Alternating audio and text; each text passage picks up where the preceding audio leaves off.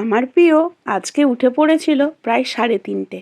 তো 3:30 থেকে সে ডিউটি দিতে দিতে এখন বাজে হচ্ছে 9:45। 9:45 ক্লান্ত হয়ে ঘুমিয়ে পড়েছে। চলো মশারিটা দিয়ে দিই, কারণ মশা বাবুদের যা উপদ্রব, তাদের বাড়ি কি আমাদের বাড়ি বোঝা মুশকিল।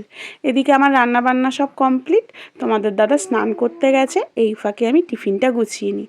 আর এখন না ভাতই দিই, কিন্তু আরও যখন ঠান্ডা পড়বে তখন তো আর ভাত দেওয়া যাবে না। সে কী করে এই ঠান্ডা ভাত খাবে বলো তো 2-2:30-টের সময়? তখন রুটি করতে হবে।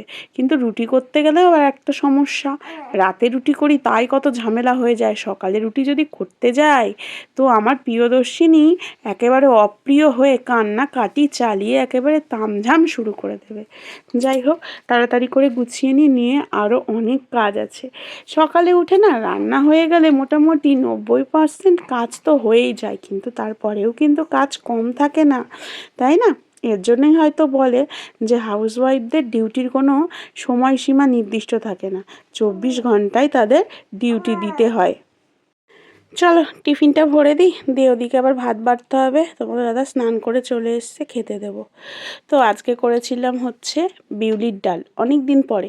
বিউলির ডাল না আমার বড্ড ভালো লাগে, কিন্তু আমি ভালো করে বানাতে পারি না। আর করেছিলাম পাঁপড় ভাজা, বাঁধাকপি। তোমাদের দাদা চলে গেল, আমিও এবার যাই গেটম্যানের ডিউটিটা করে দিই। আর আজকে না বেশ ভালো লাগছে জানো তো, আমাদের বাড়ির সামনেই তো পুকুরটা, আর রোদ্দুর উঠেছে বেশ সেইভাবে, ভালো লাগছে। আর এই হচ্ছে আমাদের সাহেব বাবু, তোমাদের সাথে তো পরিচয়ই করানো হয়নি। যাই হোক, গেটটা দিয়ে রাখি। আমাদের যেহেতু কোকো আছে, এর জন্য না বাইরের কুকুরগুলো বেশি ঢোকে।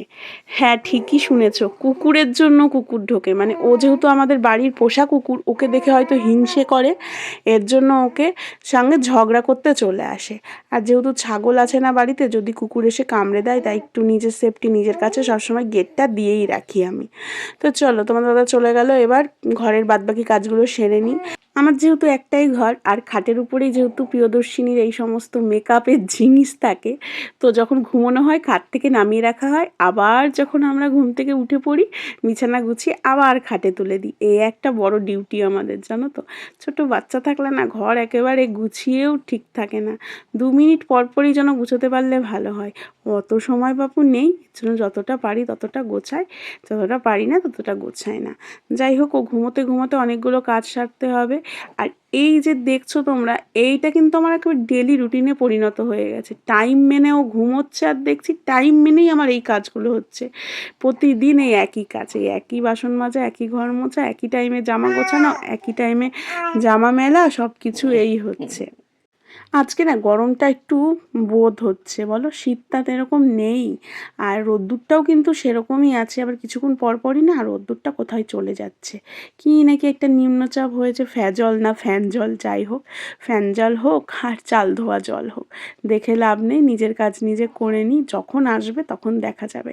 ওদিকে আমার দেবাগ্নিও চলে এসছে। দেবাগ্নির আজকে কনভারসেশন পরীক্ষা ছিল, সে তো বেশিক্ষণ টাইম না, জাস্ট মুখে হবে, তো করেও চলে এসছে। ঘরটরগুলো ঝাড় দিয়ে নিলাম। আর কোথায় যে আমি এই পাপোশগুলো ঝাড়ি তার ঠিক নেই, কারণ চতুর্দিকে আমার জামা কাপড় ছড়ানো, সব নোংরা গিয়ে জামা কাপড়ে ধরে নেবে, তার উপরে আবার বাচ্চার জামা কাপড়, তাই না? এর জন্য আমার একেবারে চলে যেতে হয় এইখানে। এবার গেটে যে যাব, গেটেও ঝাড়তে নেই, লক্ষ্মী ঢোকার জায়গা, বলো কীভাবে ঝাড়া যায়? আর জল না লাগলেও দেখবে শীতকাল কেমন যেন ভেজা ভেজা হয়ে যায় চতুর্দিক। দেখো, দেখতে দেখতে প্রিয়দর্শিনী উঠে পড়েছে, উঠে একেবারে দিদির কোলে উঠে পড়েছে। আর দেবাগ্নি এসেই জামা কাপড় না ছেড়েই বোনের কাছে চলে এসছে। ও বলে কি জানো তো, মা আমি না স্কুলে থাকি, পড়তে যাই, আমার না বোনের কথা খুব মনে পড়ে। আর এরা দুইজন একদিকে ভালো হয়েছে, একজন হচ্ছে নাচ দেখায় আর একজন গভীরভাবে একদম নাচ দেখে। এদের দুজনের কেমিস্ট্রিটা এরকমই, দেখা আর দেখি। যাই হোক, টাইম টু টাইম ওষুধ দিতে হচ্ছে, এখনও তো ঠান্ডা সেভাবে কমেনি। আর প্রিয়দর্শিনী না পটি করে না, জানো তো, সপ্তাহে একদিন করে কি সন্দেহ, এর জন্য ওষুধ দেওয়া হচ্ছে। আর এই পটির ওষুধটা দিলে না ও প্রচণ্ড কান্না করে, আমার ভয় লাগে দিতে খুব। এর জন্য মাঝে মধ্যেই, সত্যি কথা বলছি, ওকে খাওয়ানো হয় না পটির ওষুধটা। এর জন্য সেভাবে পটিও ও করছে না। দেখি কি হয়, কিছুটা দোষ আমারই।